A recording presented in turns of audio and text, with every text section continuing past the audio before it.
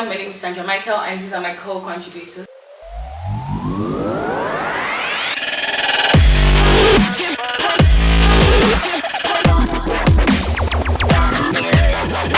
Welcome back to the channel. On today's episode, we are going to be speaking on the surname change. You know, traditionally, women have been expected to change their surnames to that of their partner, their husband. You know, it's not even a question or a topic for debate. You get married, you change your surname, and life goes on.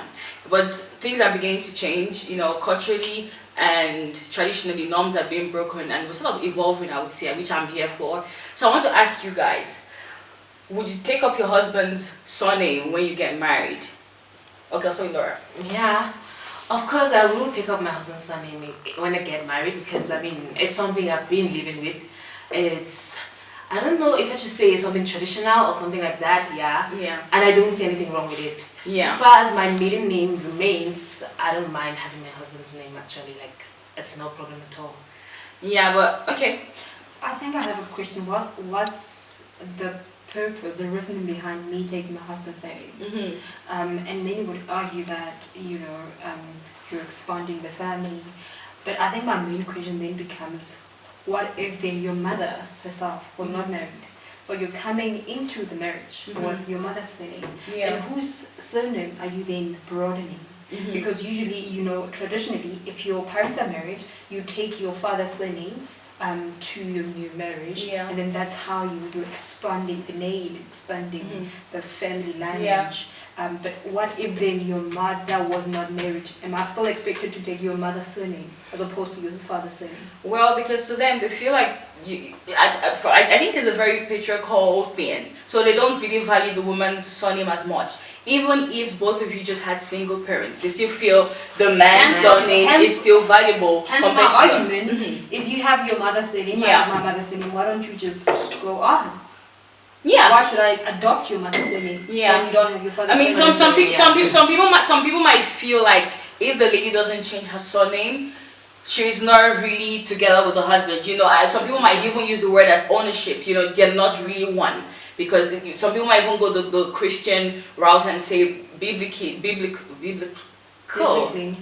right? Yeah, you guys have to have the same. I mean, the Bible doesn't even mention anything about surnames. Remember, there's a process of lobola, and maybe in your own culture you call it a different thing. Yeah. So that is a dance between the two families, where the two families are getting to know each other and are forming this friendship. So why is my surname a determining factor when we've been through all of this? But then the lobola process itself is also very disturbing, because the man is the one paying. So someone could say he is paying for you, he is buying lobola means bride price. So if you didn't use that logic, someone might say no, but he's the one paying the bride price. Hence, he's buying you from your family, he's paying for you. You now belong to him. So someone could say that. Yeah. I mean, I do not. No, someone could say that. Yeah. Someone can say you fly without wings. Someone can say a lot of things, but I don't think I've already defined, Yeah. and it could be defined as so many things. Yeah. For me, it's just a building of friendship. It does not mean that you buy me. It doesn't mean that you're owning me. Yeah. You can never put a price to me. So but what exactly? Okay, I don't want us to digress from the topic and begin to speak on lobola. I'm not all these things that I'm raising. I'm not defected to you, and like you don't have to answer to them. No. Of course, it's a general question. Yeah. So maybe the guys would respond. Okay, I just want to hear from all the ladies first, and I'll ask the guys. Okay, right now. I feel like because it's a tradition. Yeah. And the reason behind the tradition is ownership. Yeah. So I feel like in this century, it has a different meaning to it.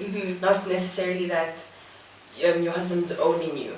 You know. So I feel like now it's different than what it was. But what would you say it is right now?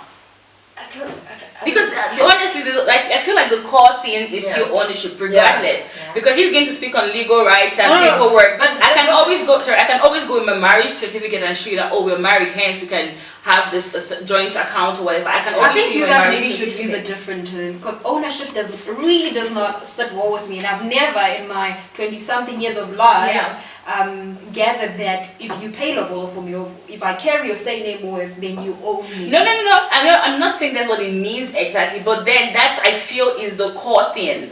So if you should get married now, if you're getting married and your fiance says, I'm going to pay lobola, what does pay lobola mean? What does it mean? Friendship. We're building friendship. It's just you. It's the man saying, I recognize the flower in your parents' garden. And I'm grateful at how they grew that flower. So now this is my price to say thank you that you've grown this flower the way that I see it. I see fit to turn it into a wife. Yeah. Okay, then why isn't it the other way around? Why can't we go to the man's house and say, oh, I've seen a flower, hence I want to pay? No, because but there's something like that. It's called the dowry. You understand? It's just that these days it doesn't really happen. Yeah, women also do that, and it's called the dowry. And when the man does it, it's called bride price. So it's there, but it's just unfortunate that, or it's just that we men, we look at ourselves like we should be the ones. But exactly, but then it boils down again to ownership. If you see, no, but it doesn't have. No, but it's different from surname. Surname is uniformity, because you want to go out in one name. Yeah, that's why the surname issue is different from Lobola. Yeah. You understand? Because it's uniformity. So when Kozo is going out, his surname is Tandaza or something. So you should also be Sandra Tandaza. I'm so glad you said that. Right? You speak about uniformity and you feel like the family should have one name that represents everyone. Exactly. You can say the James family, right? So Ali, let me ask you, if you were to get married now, will you take up my surname? It depends. Some tradition could I'm asking you. No, I'm saying it depends. Okay, let me say in the culture where I'm from, it's very difficult. I won't take up your surname, but my culture doesn't allow you, or doesn't really talk about you bringing your surname in. But me as Ali, I wouldn't mind you coming as Sandra, Michael, Ali, if Ali is my surname. Yeah. But would you go as Ali, Michael, Newton, Michael, Ali? No, I won't put Michael, because that's not how you do things. We do things back home. But it's only in few cultures, like maybe Netherlands or maybe Japan. In Japan, it's allowed. You can choose either or. So if we marry together, we can both take up your name. For example, now you're a Dangote. Your name is got power. He's the richest black man in the world. And in the context of Japan, I could choose to be Dangote. So that gives me a certain class and privilege. Because your dad is a very influential and wealthy person. So immediately I add that to my name. It gives me power. It's allowed in some culture. But for me, I wouldn't go that route, because it's not something that I believe in. But then the question is always why. No, they are age-long traditions. Exactly, you see, it's a tradition, it's a culture, but why is it there? Don't get me wrong, I'm not against it. If you think of your husband in that, personally, I don't think I've really thought about it. I haven't decided what I would do. But then I just but why do I need to do that? If I've worked really hard for my name, if I'm known as Sandra, Michael, Ihesi, whatever, that is my identity. The moment I decide to take up someone else's surname, I'm changing my identity in a way. But wouldn't you say when you get married, you forfeit your identity? Two single people die, and one married couple are supposed to arise from that. And that's okay. Why are we then not seeking a new name? Why are you not taking up my own name? So for me, especially in the black context, Zulu context, one of the aspects about the surname, because the surname carries both the heritage, the surname carries the family forward, the surname also carries our ancestral line. For instance, when we say our praise names, we are literally talking about the people who are ancestors who came before us. So the surname, because of that, when I get married, when the woman gets married, because she comes into the Shezi family to expand the Shezi family, just as much as my sister leaves the Shezi family to go expand the Mhlabu family and stuff like that. Because even the kids born here, are Shezis, born from the woman who wasn't raised in the Shezis. That's why the name changes, because then it's all part of the collective of this family and its ancestry and its history. Okay, what about a situation whereby in a family there are no male child? What happened? All the female childs get married and they change their surnames. That means that lineage is dead. Basically, especially which I find problematic, unfortunately, because your ancestral lineage of let's say it's Ntembus. This family of Ntembus only has daughters, so all the daughters get married off, and the father is the last male of the Ntembus. the Mthembu line, unfortunately, will end with the father.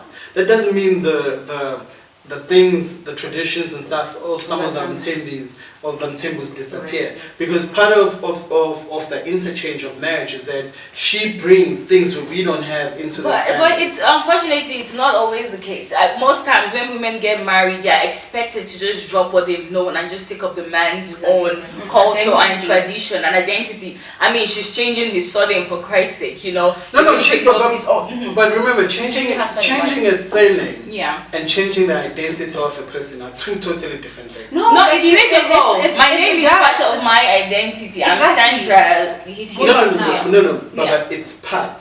It's not the full identity. Just as much as the single man Kozo Shezi is part of my identity. Yeah.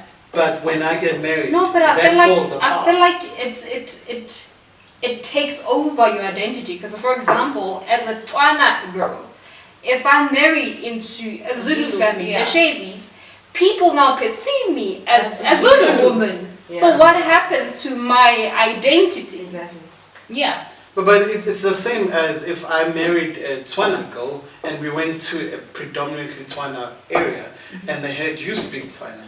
Their assumption of that area is that my identity, therefore, is unfortunately Tswana. No, they'll just say, oh, wow, that's Zulu girl. Speaks Tswana quite fluently. Yeah, but they'll only say that once they speak to me. Because when they don't speak to me, I'm just another black person who happens to be. It's like if you are a Tswana girl in a Zulu heavy area. Yeah. Unless someone comes and speaks to you and you only speak Tswana. No, but we're talking about marriage and the exchange of surnames. Yeah. Of which I feel like with all but the then that we're raising. how big a part is personal identity in relation to what do you call it, societal identity? Because your personal identity of who you are, and part of the culture of being that you're Tswana, and then you get married to a Zulu man. Just because whose name you are expected to carry. Just because some people therefore expect on the society suddenly Zulu. Doesn't how much of that does that impact your personal identity? Do you now therefore change just because society thinks you're Zulu, even though you're not Zulu? But then it takes so honestly I want to be who I am, you know, regardless of who sees I believe if you want to be who you are, then be who you are alone. But when you can't walk with people and be who you are, there must always be compromise. I think there's okay, no, you can go. No, I personally just feel that it becomes a problem when it's not a choice for you, the woman, to make. Yeah. So as long as it's a choice whether you want to take the person's name or not, then I mean, there's a woman on Twitter who asked John Legend's wife, why are you not taking John Legend's surname? And she was like, I don't get it. And John Legend's wife answered, because I do not want to. If you cannot understand the fact that I do not want to, then